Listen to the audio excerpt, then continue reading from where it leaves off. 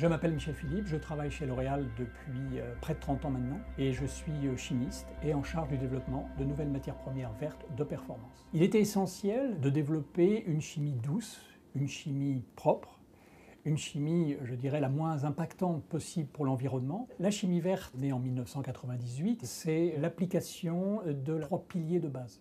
Le pilier origine des matières premières, le sourcing végétal, un premier pilier. Le second pilier est basé sur de nouvelles transformations éco-respectueuses.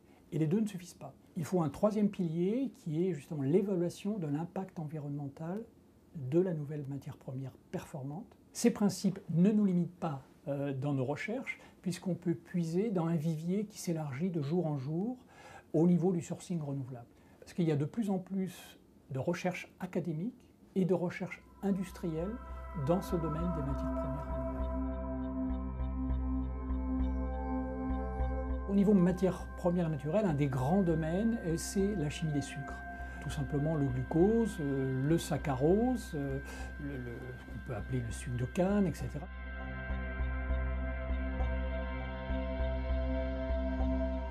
Avec les sucres, on va pouvoir concevoir de nouvelles structures qui vont nous amener de l'innovation, notamment dans les actifs anti-âge. On s'est intéressé à la sciure du bois parce que dans le bois et dans la sciure du bois, il y a du xylose.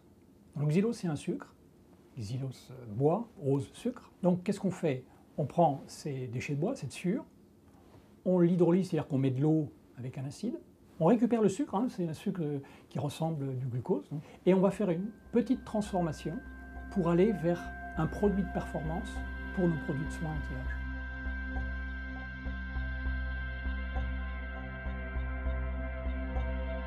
Ce sucre-là nous permet d'aller vers une structure complètement innovante. D'où l'intérêt de la chimie verte et l'utilisation de la chimie du végétal, parce qu'on peut concevoir des structures non existantes actuellement en cosmétique. Ça, c'est la molécule de proxylane, c'est l'actif final. Au départ, c'était la sciure, c'est transformé en sucre, et avec les étapes de chimie de synthèse qu'on a faites par la suite, on obtient ça. Et ça, c'est l'actif qui est la performance attendue pour le produit anti-âge.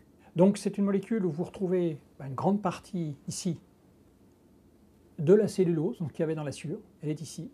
Et là, le but de la transformation, c'est d'ajouter cette toute petite partie qui va permettre d'amplifier la performance de la molécule de départ qu'on trouve dans le bois. Donc il faut que le chimiste intervienne pour la transformer un tout petit peu pour avoir la performance. On a naturellement dans tous nos tests, notre évaluation interne, comparé par rapport aux molécules existantes, par rapport aux ingrédients déjà sur le marché. Et là, on a pu mesurer vraiment l'intérêt, puisqu'on a trouvé des matières premières, des nouvelles matières premières issues du sucre, beaucoup plus performantes que l'existant dans la pétrochimie. L'Oréal a été, en cosmétique, le premier industriel à utiliser la chimie verte depuis près de 10 ans maintenant. C'est important d'être précurseur, mais également de partager. On a partagé notre stratégie chimie verte naturellement en interne de manière transversale à L'Oréal, mais également en externe dans les plus grands congrès internationaux, afin à la fois d'échanger et aussi de recevoir la validation de nos pairs. Ce qu'on a reçu et qui nous permet d'aller encore plus loin dans l'innovation. La nature, c'est une source d'inspiration formidable. Vous trouvez des structures exceptionnelles, inatteignables par un chimiste. C'est une passion de continuer ce développement qui continuera de longues et de longues années, parce qu'on a beaucoup à apprendre de la nature.